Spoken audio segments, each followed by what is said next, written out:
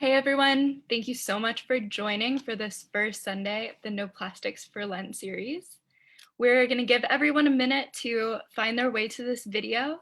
In the meantime, we would love for you to introduce yourself in the chat.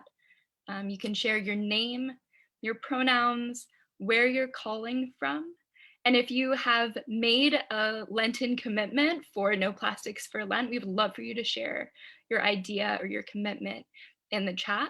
And if you haven't decided how you'll spend these 40 days, no worries. We hope that what accumulates in the chat will inspire all of us to think creatively about how we can explore environmental justice in this season. So we'll give everyone a minute, and then I am so excited to be in conversation tonight with Taina Diaz-Reyes. I will introduce her in 1 minute, so please take a moment and settle in for the conversation tonight.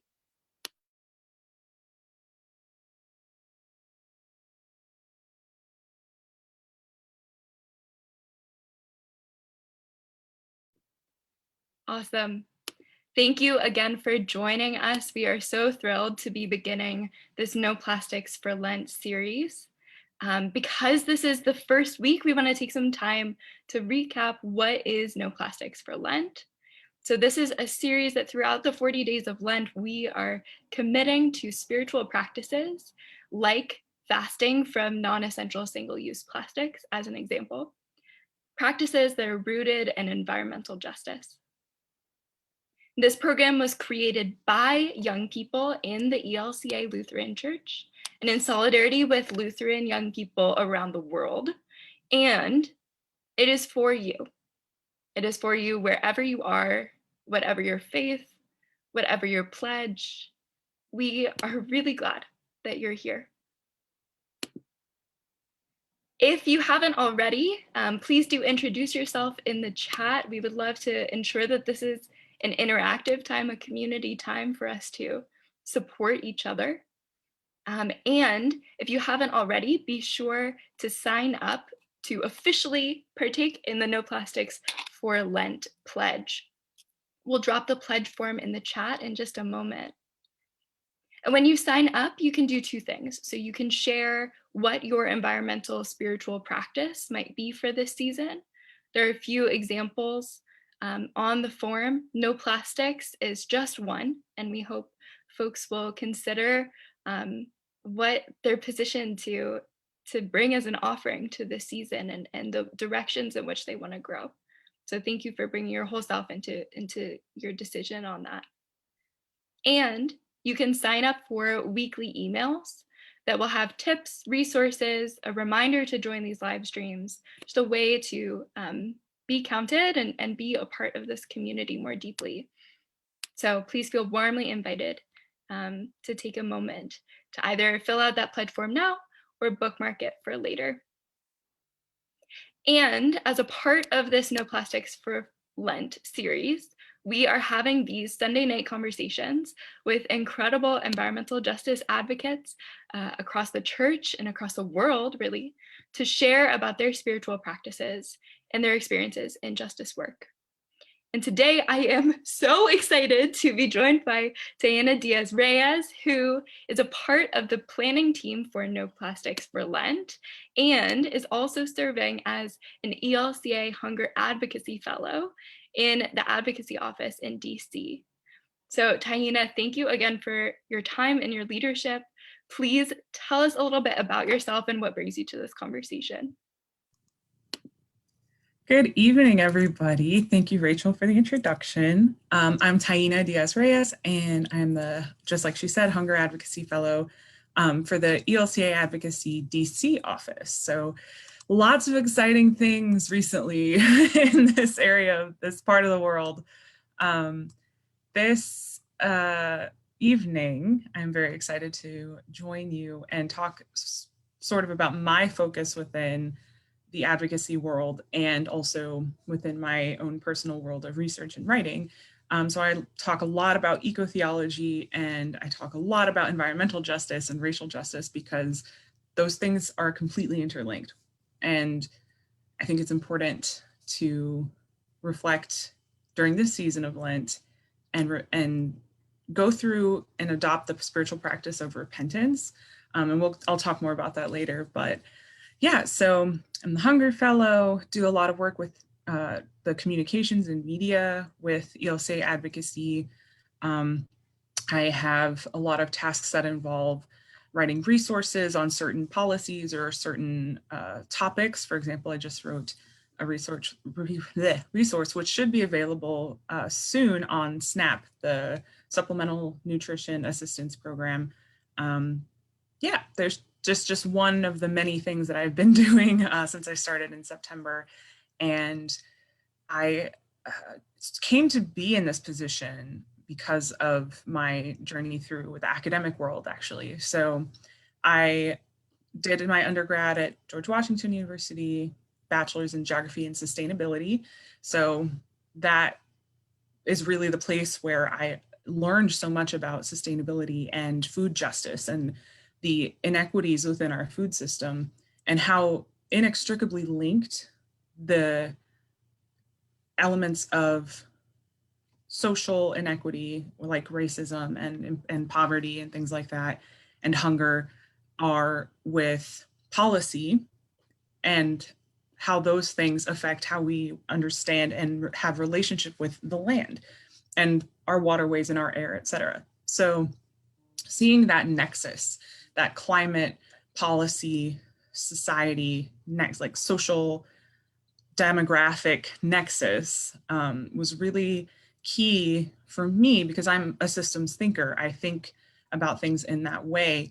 It was really key for me to take the next step and say, okay, I want to go to grad school. I want to learn more about this. I want to gain skills from like within a school academic program that will help me do advocacy work, do community organizing, do policy, whatever that might look like for me in the future, that focuses on addressing issues within the food system, addressing racial justice. And I thought that, hey, why not go to divinity school? And so that's what I ended up doing. I ended up doing a dual master's program at Wake Forest University. I got my MDiv, emphasis on the justice part of the environmental justice, racial justice lenses that I bring to this table.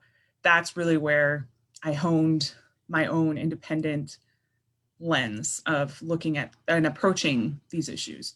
And then the MA in sustainability kind of speaks for itself, doing more in the systems thinking and design thinking and addressing issues like hunger and poverty. So yeah, that's a little bit about me and how I ended up here. Yeah. Thank you so much for sharing that. We are so blessed to have all of your expertise and the weaving of all of the experiences that you've had that have brought you here tonight. So thank you. As folks are thinking of spiritual practices that they might keep for Noclastics for Lent, I would love to hear more about any spiritual practices that you keep that have helped ground you in your justice work, in your environmental justice work. Certainly. So some of the things that I take on as spiritual practices are spiritual to me in the impact that they have on the lives of other people. So I say this all the time, and I think this is great for the period of Lent, especially is the reflection on how do that element of reflection that we emphasize during Lent. I like to reflect on how do my actions impact other people? How do my actions impact the earth? How am I making an impact, whether good or whether for better or for worse? How am I making an impact? And how can I fine tune my behavior to be beneficial, or at least where I'm not doing the same harm I would if I did nothing? So some of the things that I observe as spiritual practices that are kind of practical things are eliminating my use of single-use plastics. No plastics for Lent, yay. Eliminating, or I guess not eliminating, but reducing my intake of meat. Within the last couple of years, I started buying clothes and some household items from thrift stores and Goodwill, because I have, especially recently, learned a lot about the fast fashion industry and how destructive it really is and wasteful. it's wasteful of our resources. So I'm trying to participate in that less and less, hopefully eventually getting to the point where I'm getting everything user artisan made, which can be expensive, which is why I'm not doing that yet. Right now I'm just thrifting. So I try as much as I can, especially within the food realm, I try to do as much as I can, like buying local produce as often as I can. Hopefully the local produce coming directly from growers, rather than just like the teeny tiny local section within the grocery store.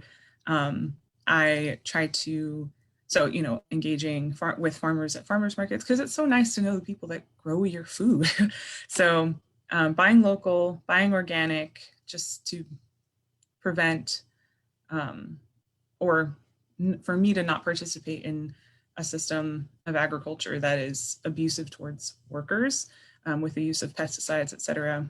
I encourage everyone to get informed on that, by the way. I spend a lot of my time praying for the earth and for those who, I read works written by those who are fighting for environmental justice. So I stay knowledgeable about the work that they're doing, and I pray for those people, because it's really important that the issues are like environmental justice and racial justice. It's important to support those who are doing that work because it's on a systemic level. It's not just, hey, we're going to feed these hungry people out of our church's food pantry, which is still really important. That direct aid is still really important, but it's, I want to work in advocacy for these communities, for these people who are affected by, or who are living in food deserts because they're in segregated communities, for example. I want to change policy so that I want to change the way things are done in this community so they have access to groceries. So there's a grocery store here or something. And pray for and support those people. And I certainly, when I was living alone, was composting.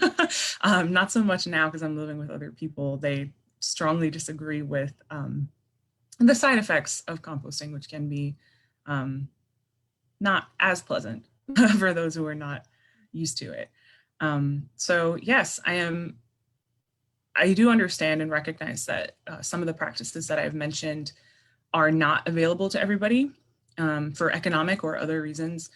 And I'm a proponent of the notion that none of us, no matter our circumstances, is exempt from joining God in the work of restoring the whole of creation to God's self, which can be seen in the work of Jesus. So I also preach and prophesy that intentions don't matter when it comes to serving those made marginalized by our social and political systems, our economic systems, and that no one is exempt from working for the good of creation. We are simply tasked with that from the beginning of time. So if you know, just as an example, if you know that the food you buy causes harm to someone else during the production process, a good example is what I mentioned before, the horrific reality of illegal labor practices and or illness among farm workers from pesticide exposure.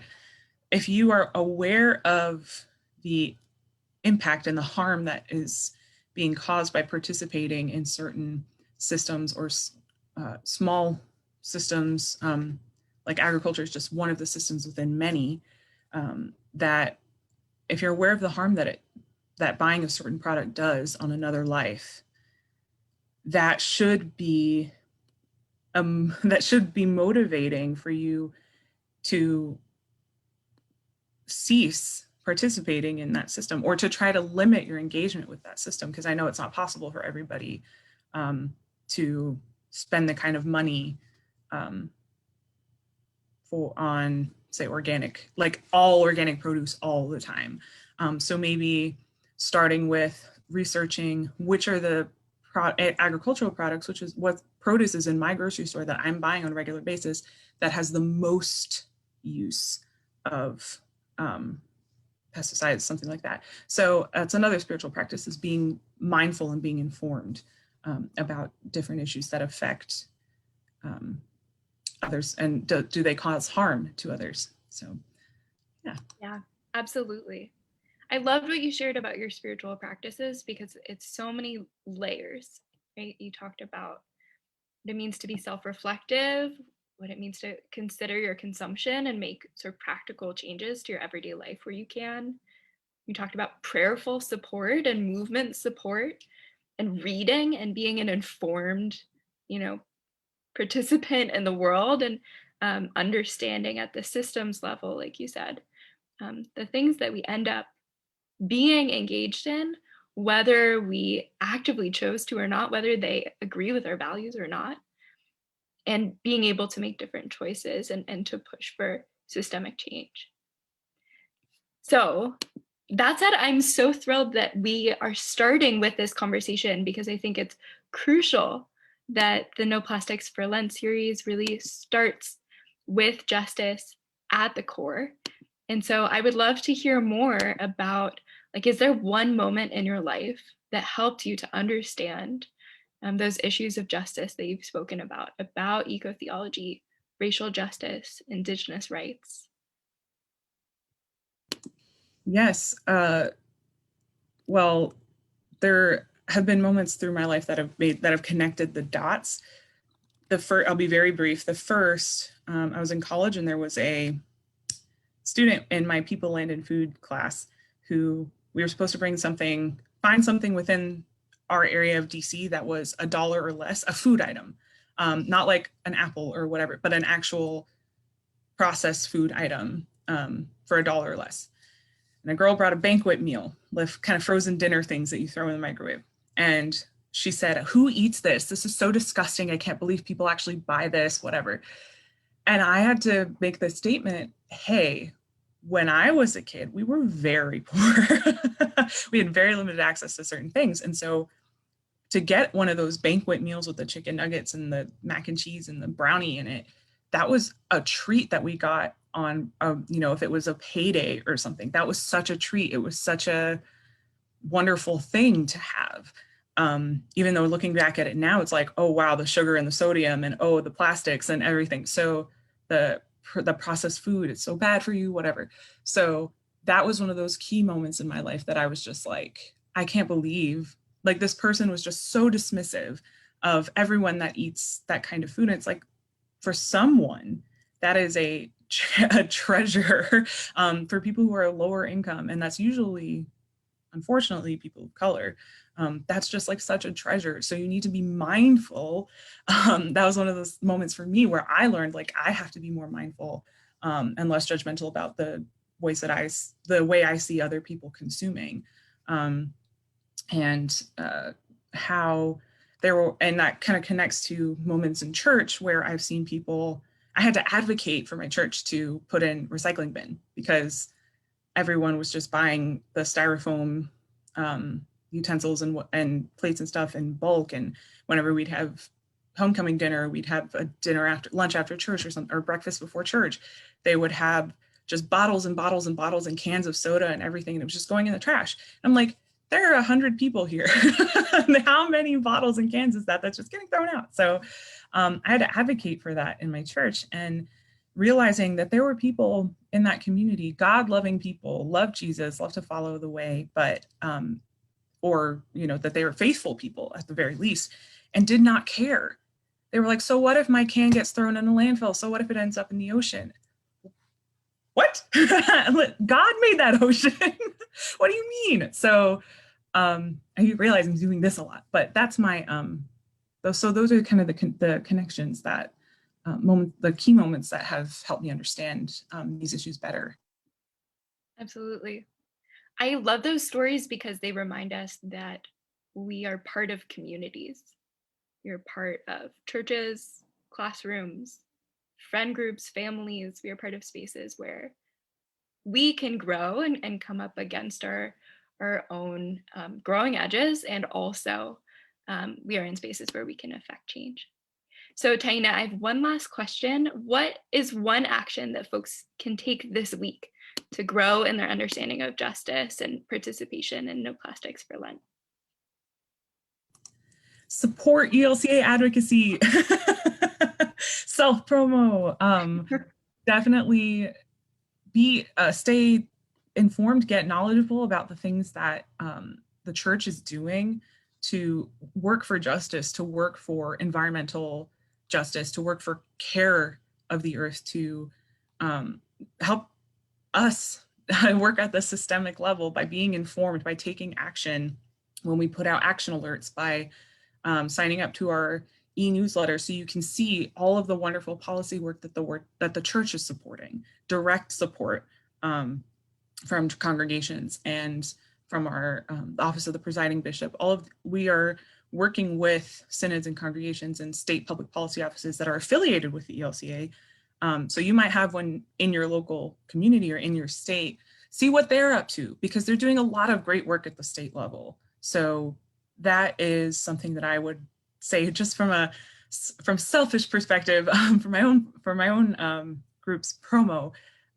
See what a ELCA advocacy and your state public policy offices are doing, and get involved. Go to the offices and meet those staff who are working constantly for the benefit of creation, for the benefit of racial justice, and so much more. So, yeah. That's awesome. Thank you again so much, Taina, for being here. Thank you for having me. This was awesome. Yes. All right. So everyone give your appreciations to Taina in the chat, and let us know one way that you'll take forward what you learned tonight. We'd encourage you to share this video with your congregation, a small group you're part of, your friends. Taina has also graciously written a blog post with more about her perspective and experiences in environmental justice that will be online later this week. So please be sure to check that out, and there are discussion questions there to keep the conversation going. We will be back again next Sunday at 7 p.m. Central Time for the next video of the Noclastics for Lent series. This will be with Pastora Andrea Baez from Argentina, talking really incredibly about what global environmental justice looks like in the church and in the world. So very excited for that. Take care this week, everyone, and we will see you next Sunday.